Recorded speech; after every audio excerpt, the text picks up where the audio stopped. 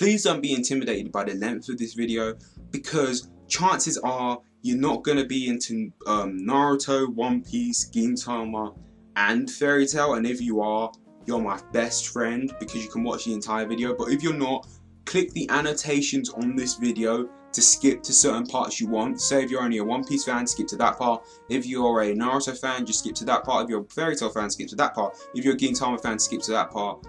If you watch all of them and you're up to date with all of them, you can watch the whole video. Enjoy. Hey guys, Jzone Selection on the Jzone here with a new segment called the Shonen Zone. If you guys want this segment monthly, and in this segment what I'm basically going to be doing is going over the new shonens that ongoing shonens should I say, that I watch / read, because I don't do episode reviews and I don't do chapter reviews. If you want me to do this segment monthly, please put in the comments, J-Man, make this segment monthly or something along those lines. If I get 10 of you guys to do that, and you 10 will always support it and all of that stuff, I will carry on this segment and do it monthly. But if I don't, I won't. The reason behind me doing this is because there are a lot that in my head right now about these ongoing shonens that I watch / read, and usually I'll put something like this on my vlog channel and it'll be vlog but because I'm having problems with my vlog channel, I don't want to upload anything on there until I sort out and make a decision and all of that stuff. And also there was something that I wanted to rant about today, but I thought instead of me just ranting on that and just bringing a lot of negativity to my channel, I'm just going to discuss it, and that will be what the Shonen Zone is. It will have maybe a little rant in it, and then I'll just discuss what's different going on are happening in the ongoing shonen that I watch / read. So without further ado, let's get on to the first part of the Shonen Zone. First off, this is going to be a bit of a rant on flip-floppy and bandwagon shonen anime fans, because this is mostly regarding the new shonens that are ongoing. Okay, what do I mean by flip-floppy and bandwagon? Flip-flop fans are the ones that will one day say, oh, this series is so epic, and then eventually, maybe because there's one bad arc or a couple of bad chapters or even one bad chapter, they'll go from greatest series ever, the illest, the best, to oh my god, this series sucks. Now, that annoys me. You know why that annoys me? Because it's an ongoing series and you're reading it weekly, monthly, what have you. Obviously each chapter is not going to be perfect. Whereas if I was reading a finished series, if I was reading / watching a finished series, say if I went to something a lot of you guys may not know, I haven't seen all of Inuyasha, and a lot of people are trying to get me into it. I've heard a few things about Inuyasha, but say if there's one bad arc of Inuyasha, I could marathon through that bad arc. But if I was with Inuyasha and I was reading it weekly, it would be more painful, should I say, to go through that arc, because you're sort of marathoning it, and it will be kind of worse, if you get what I mean. So regarding that, how this relates to the new shonen is, it's ongoing, weekly / monthly, whatever it is. There may be a few episodes you don't like the classics are not perfect. There may be an arc you don't like, there may be a couple of episodes you don't like, but you're obviously, a lot of people when they're watching a classic show that's finished, they'll marathon it. I remember 5-6 years ago, probably around about 5-6 years ago, when I first watched Inuyasha, the start of it wasn't the best for me, but after the start, I marathoned through Yu Yu Hakusho. But if I was watching the start weekly, maybe, who knows, I may would have dropped it. I doubt I would have dropped it, but sometimes when you're watching a lot of things and it don't capture you in the first maybe 5-6 episodes, you drop it and you may come back to it. So that's just one of the things I want you guys to consider with the flip-floppiness. Now with the bandwagonness, if that is a word, I don't think you guys, some people bandwagon, and this is what pisses me off. If a series is popular and a lot of people flock to it and say it's good, doesn't mean it's the best thing ever. It means a lot of people can be accessible to it and a lot of people can like it. Like the best example for me is Bleach. The thing is with Bleach, I've said a lot of negative things about Bleach, about its popularity and all of that. But one thing I realised Bleach, that I can't say anything bad about it, Bleach is a very accessible series, because what does Bleach do well? It does action and it does character designs well. A lot of people these days are art whores, and a lot of the people these days love their action. So they will just love Bleach because they don't care about any other thing. And those are some of the things that make it very accessible. And Bleach, to me, very accessible series. So just because something popular doesn't make it good. And I hate fans that jump on bandwagons and go to specific arcs just because they're full of action. And I know Master King JC was having a problem with this with One Piece. I kind of have the same problem too, because some One Piece fans aren't, to me, proper one. I won't say true One Piece fan because that sounds very elitist, but some of them aren't in One Piece for the long haul, because some of them just watch from the Ennis Lobby arc and don't watch things before that. CP9, some of them watch from the whole CP9 saga, and the CP9 saga starts from Water 7 basically all the way to the end with post Ennis Lobby. Some of them watch from there till where it is now, and some of them just skip arcs, and that's not a good thing to do. And some of them like One Piece just for certain arcs, just one or two arcs, and some of them just jump on it because it's the most popular thing around. One Piece has this biggest problem with this whole flip-flop bandwagon thing, and personally, guys, I'm tired of the flip-flopness and I'm tired of the bandwagoning. Just stop it. That's all I wanted to rant about. What are your thoughts on that part? Now I want to talk about the Naruto, the recent chapters of Naruto. I just want to talk a bit about them, because Madara showed up. Because I haven't actually done a video talking about my thoughts on the 4th Ninja War on this channel. I think the 4th Ninja War is very disappointing. Do I think the 4th Ninja War is a bad arc of Naruto? I don't like to judge arcs until they're finished, but overall I wouldn't say it's bad. I would say it's very disappointing. I would say it's probably, if I were to give it a grade, a C- /D+. A C- is pretty generous, but maybe a D+. C-/D+, which is pretty disappointing. But actually, I'll give it a C- just to be generous, maybe. But like, that is still very disappointing for the last arc of the series. But I just want to talk about a bit about the recent chapters, and this is where the flip-floppiness comes in as well, because I noticed some people do this. The whole Madara thing, I did not hate all of the war before Madara came in. I liked the setup for the war. I liked certain fights. I liked Choji's little bit. I liked Naruto's strategy against the Raikage with what he did with Sage Mode. That was pretty cool.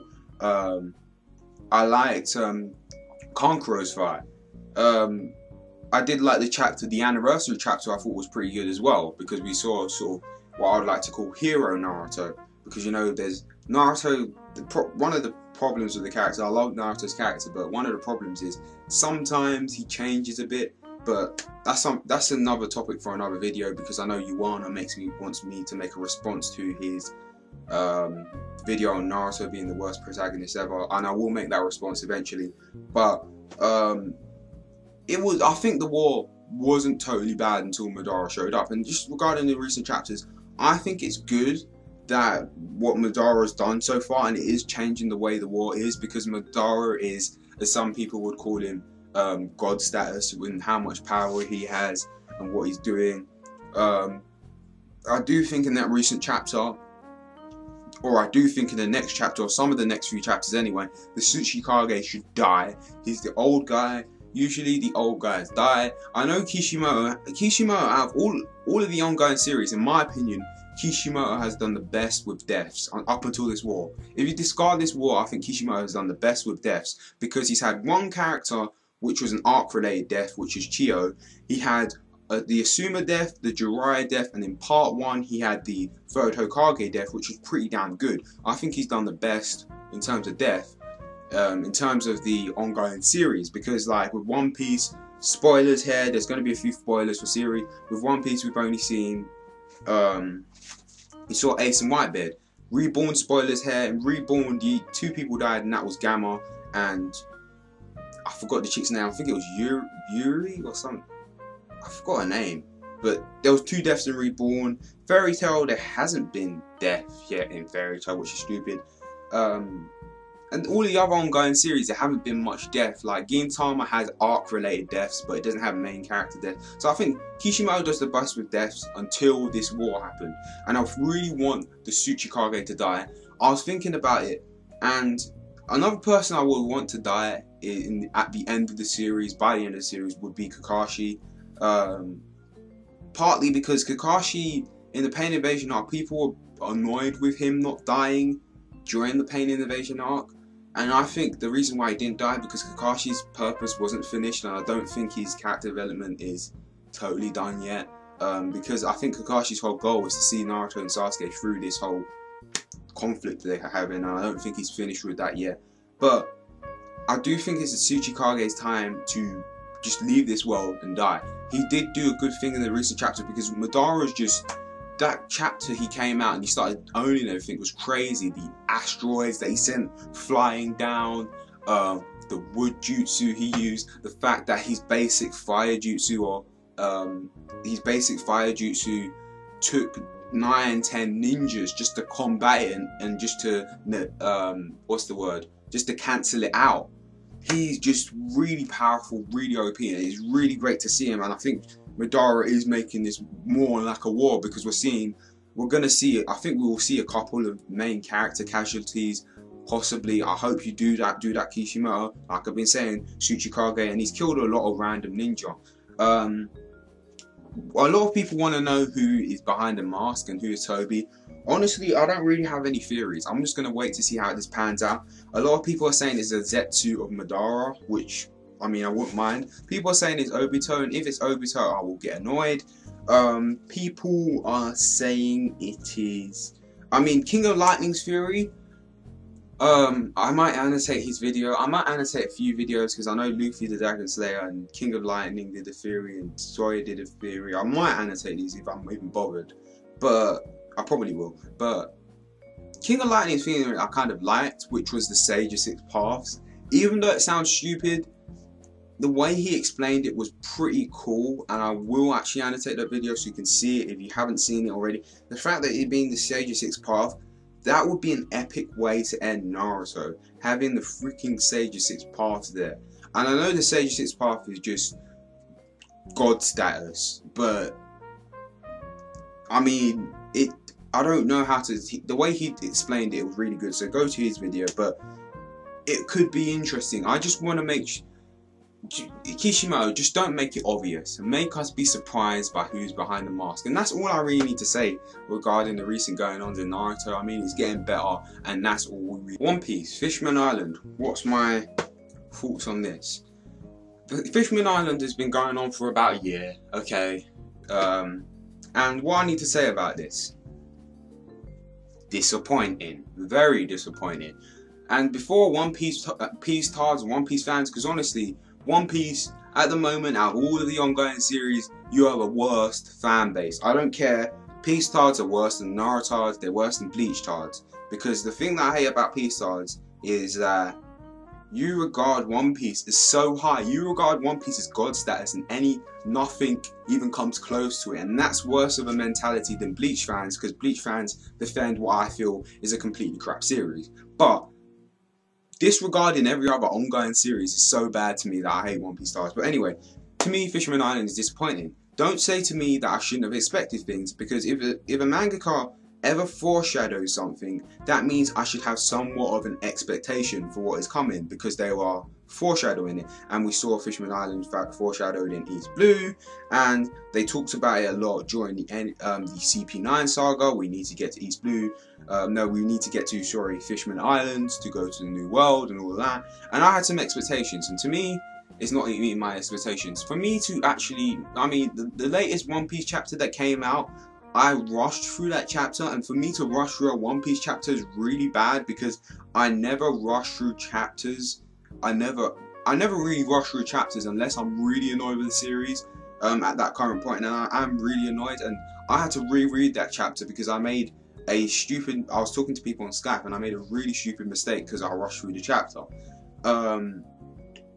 And honestly, the reasons why, Hody to me is a pathetic villain. I know Oda was trying to do the racism stuff and the discrimination to make him sort of a bullyish character. I think that was good, but I don't think it was handled well. I like the idea and I like the way, I mean, it wasn't executed well. It was set up kind of well, but it wasn't executed well. And the Circle of Hatred thing wasn't done well at all. I won't say it wasn't done well at all, but it wasn't done as well as I've seen other series do it. I think FMA does that better, and I honestly think Naruto did it better. Call me names or whatever, but I didn't like. I mean, I don't care for any of the characters in this arc. I'm gonna say any of the new characters, I do not care for them. The only thing I've liked seeing the Straw Hats' new powers, but I just don't care for the characters introduced. I don't care for Hody at all, because honestly, this is my problem with the Fishman arc. You've spent a year on this arc, yeah, and okay, if you foreshadow the arc, I understand why you would want to spend a year on it, and it may even be a year and a half, we don't know. But the problem is, why would you spend so much time on an arc where the Straw Hats aren't even sweating? And what I mean by sweating, the Straw Hats aren't even struggling against the Fishmen. Why spend so much time when the Straw Hats aren't struggling? And I know you're going to say to me, J-Man, why would they struggle before they get to the new world? Isn't that a stupid idea? True, then why spend so much time on it? That is my problem. I don't mind the Straw Hats beating the Fishmen with ease, but why is so much time being spent in a place that isn't a threat? That's the biggest problem. Fishman Island isn't a threat. I know Oda likes to do his arcs where the Straw Hats mess about and all of that, and the start of the time skip with, I mean, I was talking to someone in church today, and he's just an anime only watcher for One Piece, and he was like, oh, I hate how One Piece is a filler now with the fake Straw Hats. And I was like, dude, that isn't filler, that is actual canon material. And he was like, really? Like, Oda, that's my problem with Oda. I think One Piece is a bit too slow paced, and it drags out a lot because some things just aren't necessary. I mean, the start of the arc with actually that wasn't Fisherman Island, but the start of the time skip with the fake Straw Hats, cool, whatever. But the fact that we're still on Fisherman Island, it's just annoying. I want to, like Jurishia says, my heart belongs to the new world. I don't care. Like, I think there was 2 chapters spent talking about the villains, and these villains are easily going to get owned anyway. The flashbacks, I mean, the flashbacks weren't all bad, but why so many flashbacks? We just came out of a flashback arc, and then we go into the time skip, and then we get into more flashbacks. Why so many flashbacks?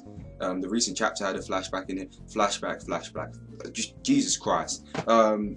Fishman Island, I'm sorry, Peace Tards. I know One Piece perfect. I know you think One Piece is the best thing ever. But honestly, One Piece is an amazing series, a really great series, but this arc is disappointing. Next series I want to talk about is Fairy Tail. Fairy Tail. That's an inside joke. But Fairy Tail recently has gone through, all of this video is spoilery anyway. Recently Fairy Tail has gone through a sort of time skip, actually it's not a time skip, it's a time jump. And I just want to discuss that. In my vlog channel I did say Fairy Tail is failing with the time skip. And if it were a time skip, I would say it was a fail. Because it is pretty much a fail. But I don't think it's a time skip anymore. I think it's a time jump, because I don't think these guys, I don't know how to put it. Usually in a time skip, we don't see the characters for a while. In a time skip, we don't go forward in time for the characters not to progress. So it is a time jump. And a lot of people are saying Fairy Tail is failing because they're regarding it as a time skip instead of a time jump. For me personally, I think Hiro Mishima, I think it would have been ridiculous for there to be a time skip for 7 years. Now that it's a time jump, I still think it's kind of stupid. I think 7 years in general was not the best idea. But my problem is, some people have said to me they don't think Fairy Tail is going to go back to the present time, and they think they're just going to stay how they are. Which would be kind of stupid, because that means the only way Hiro Mishima could have got Fairy Tail the only way Hiro Mishima could have got Fairy Tail not to be as strong as they were is for them to skip 7 years in time. So every other guild has a 7-year sort of time advantage, which is kind of bad. So you're saying that you couldn't have made stronger guilds in the present time or just trained the characters? But honestly, so far, I don't think we can judge too much and say it's a complete fail, even though it was really disappointed. But so far, the recent chapter with Lucy, I think was really great. I actually thought it was a good chapter because it was kind of sad. Lucy's gone through quite a bit during the series. I know people think Lucy's just the fan service character. She's just like Matsumoto in Bleach, but honestly I think Lucy's a better character than Matsumoto because she has more character development, frankly, and I've actually felt for Lucy before. Matsumoto, I don't care because all she is boobs, but Lucy's more. There's more to Lucy than that. I'll say that about Lucy. I'm not saying Lucy's the greatest character ever. I think she's above average or a decent, pretty decent character. I would say I'll give her that much. But I like her. But I like her as a character anyway. But there's more to Lucy than that, and I think that was I think it was a good chapter. But my only problem with the chapter was that I thought that Fairy Tail owned that guild way too easily. The guild they went to. And it kind of makes sense because Fairy Tail was pretty top tier in the present tense, but I would have thought the guild that they went to was stronger. But we don't know all what happened in that recent chapter, whether Fairy Tail totally destroyed their guild, but it looks like it. It really did look like it, which is pretty disappointing. But the times, it's not a total fail. I'll say that much. It did. I mean, it's cool to see Romeo. Romeo, I think, is going to have a bigger role now in Fairy Tail, and it's cool to see that he has those different type of fire magic that he can use.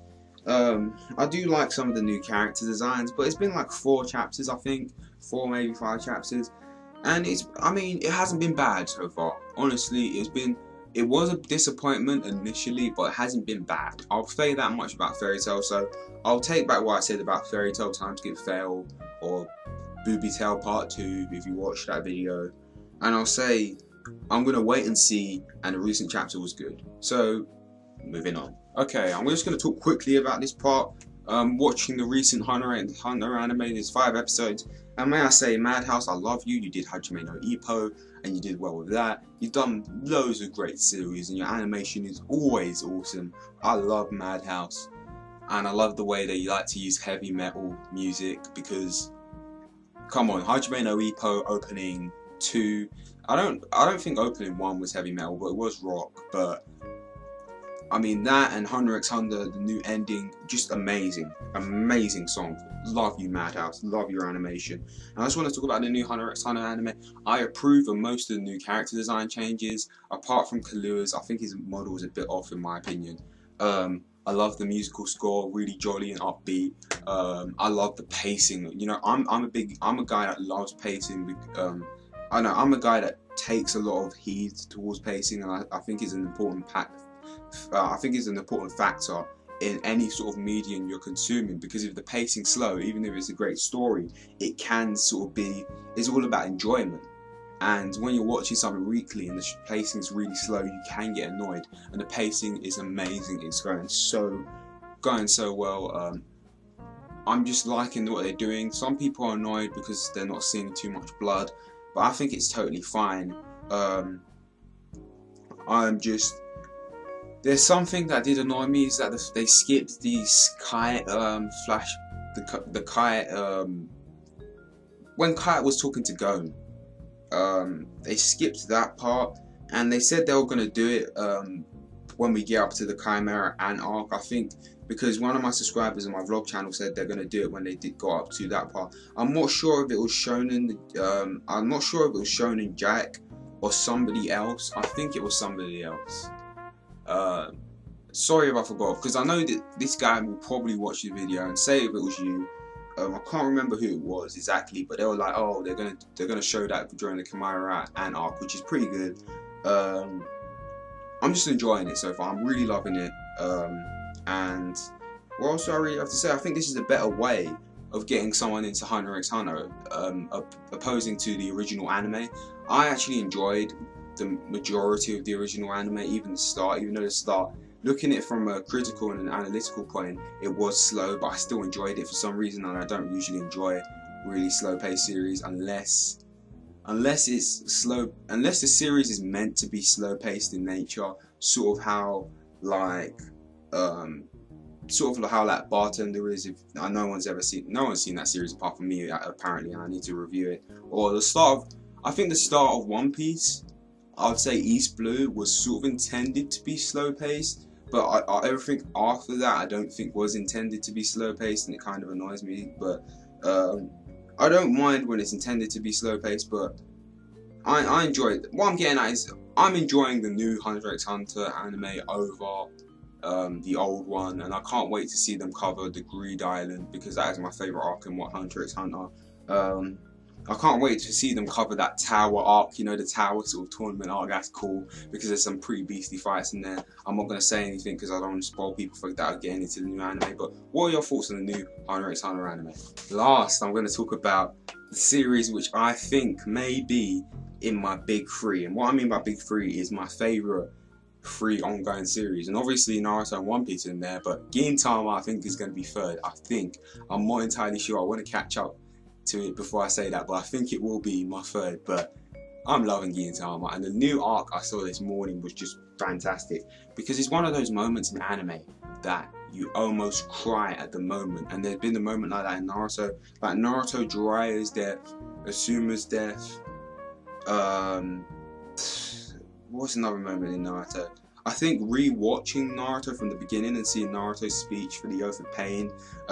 Sometimes when I re-watch Naruto's speech to Neji, I mean, I'm almost about to cry. I don't cry, but almost. Like in One Piece, just Robin's backstory, just thinking about something like Ace's death in the anime, the actual, not the episode where he actually gets hit with the magma. Actually, kind of the episode where he gets hit with the magma fist, and the episode after that. I mean, in FMA, the original FMA, when Hughes' daughter was just saying, "Why are they burying Daddy? Why are they burying him?" Like moments like that make you cry. There's a lot of them, and I missed out a lot of moments because I don't want this video to be too long. But there's loads of moments like that. But Gintama, this arc that I just watched, which was the Okita arc. Okita and something else, Okita's sister's name, I don't remember her name, it starts with an M. This arc almost did make me cry, because just what happened with the characters was really emotional. I think this arc did so much development, and it was only 2 episodes. That's why I really love this arc. 2 episodes, and it did so much. I'll just quickly talk about it. It was about how Okita's sister was coming back to the Shinsengumi. She's really sickly and kind of ill. She has a sort of lung disease. She don't have a lot of time left to live, and there's this whole conflict with the guy she's marrying, because she comes back to the Shinsengumi to just talk to them and all of that, because she's having a wedding, but this guy who she's having a wedding with is doing dodgy deals, and he's kind of a bad guy. But the Shinsengumi, they're the police obviously, and the Shinsengumi need to go deal with this her husband, but the only person that knows about this is Hijikata. Hijikata, just honestly, him and Gintoki are my favourite characters in the series, because Hijikata's character development was so, it almost made me cry.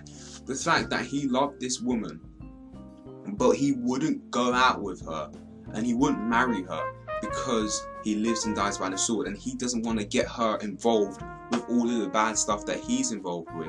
And that, it honestly did make me cry when he was talking about how the reason why I don't want to be with her, because I love her, because I want her to be able to have kids and marry someone and settle down and have a normal life. Being in the Shinsengumi makes it so she can't have that with me, so I don't want her to be with me. And that was just amazing. So goes character development, the way he says, "I hate Hijikata, I hate Hijikata." He shows no emotion, and then he finds out that why Hijikata wouldn't go with his sister, and why Hijikata always acts like that. Obviously Hijikata, some of his development also came from the Yokyu arc as well, because they were talking about how Hijikata, or Toshi, some people actually call him Toshi, how he's always training. He may not look like he wants to train, he may not look like a guy with any emotion, but he does really care. And it was like, the guy that trains the most, the guy that I know lives and dies by the sword, is Hijikata, because Kondo was talking about him. And just his development was just awesome. Sogo's development was really awesome too, with how they were talking about how his parents, they just all died, and how basically, what was I gonna say, his sister was the only person he could cling to, and she was like a mother to him, and it was just going on about that. His development was great, and the relationship between Kondo, Sogo and Hijikata was beautiful. Just a great arc. And my favourite moment, Gintama fans, please just comment on this. when Hijikata went ham on all of that guy's men, that was beast. It was so bloody. He was just slashing people up. Hijikata, amazing character. Love that arc. And Gintama is more than just comedy. I love the series. This video was a bit long. I apologize, but that has been it for the Shonen Corner. Tell me what you thought. Tell me if you want me to this to be monthly. Give me your constructive criticism and feedback on this. And I don't know. J-Man's Productions on the Jzone. Live and learn. Good luck and God bless. Catch you guys later in the next Shonen Corner. That's failed. Hijikata for the win. He went ham and whatever. Peace.